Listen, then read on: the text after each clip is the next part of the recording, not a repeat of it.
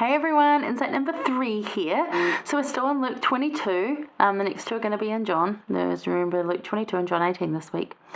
So Luke 22, 54 through 62. So there are some verses in between, and it's simply about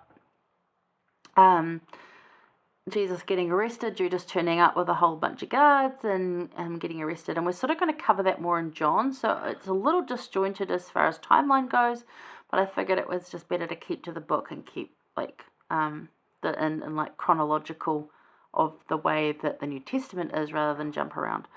So we're going to go to that part first, and then we're going to go over to John and look at the bits that we've missed in between this chapter.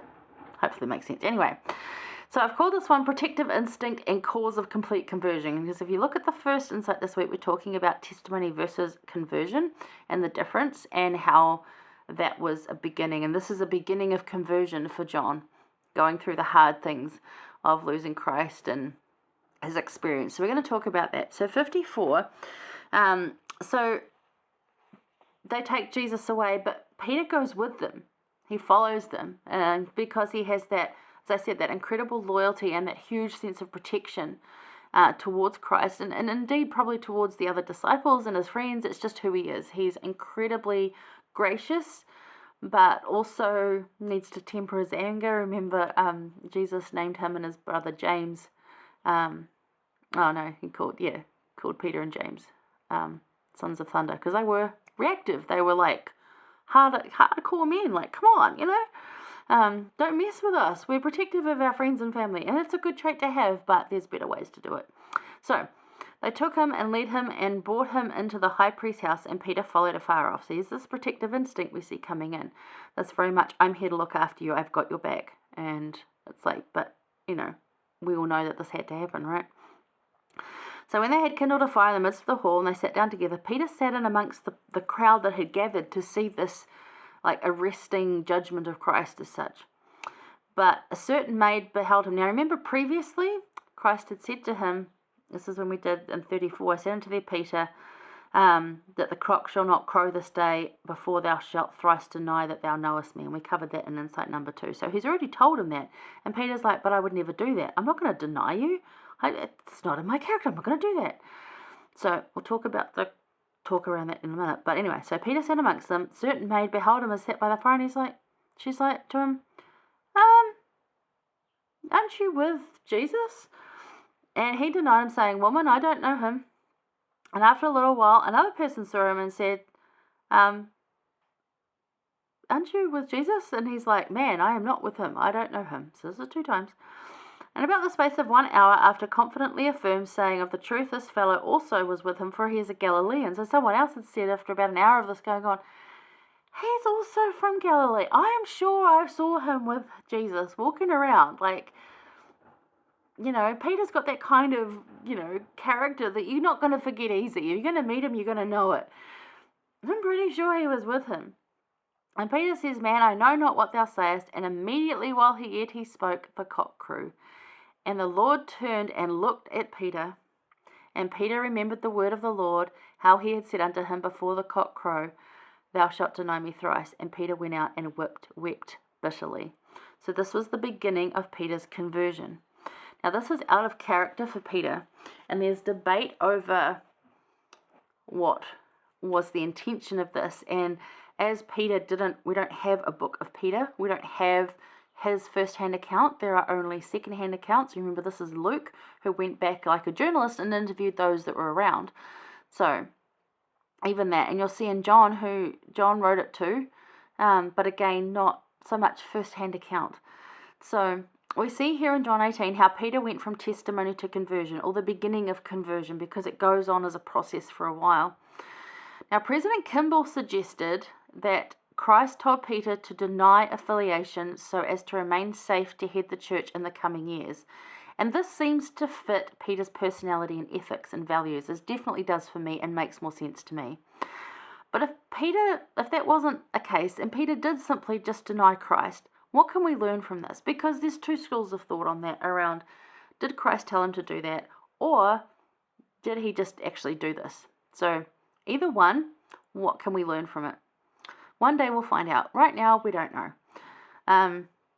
So the lesson of conversion is actually the same.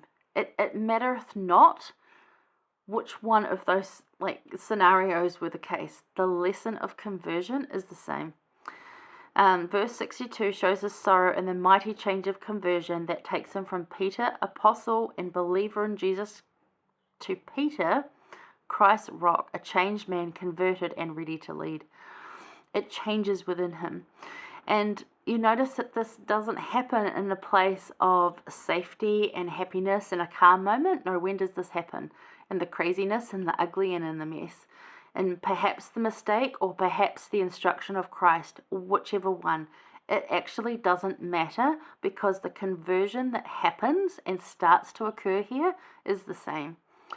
And one day we're going to find, and I want to find out, because to me, what President Kimball said rings true. If we know of Peter, the man who walked on water, the man who, took off the guard's ear, all these things, this protective behavior, this I'm going to look after you, this I would follow you to the death, would not deny Christ, to me. But what say he did? We weren't in that situation, we don't know. But it actually doesn't matter because the lesson of conversion and that start of the change in Peter to really take on that role of now the head of the church because Christ is about to die is starting. And he will lead the people and he will go out about and change his brethren because his conversion is now starting.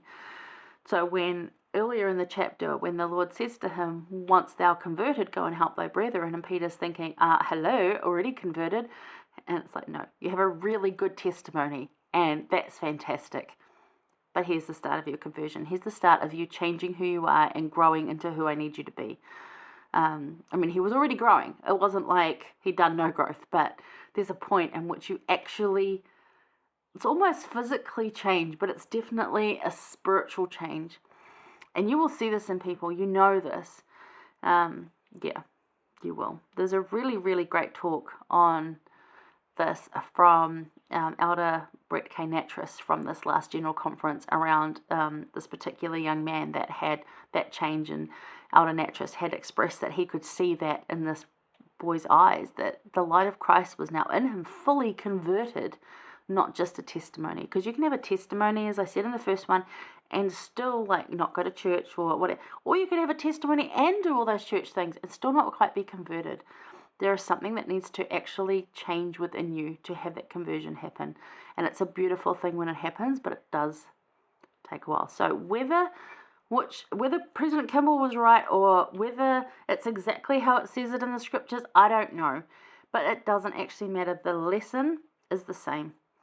And it's not about denying Christ. It's about learning to change us.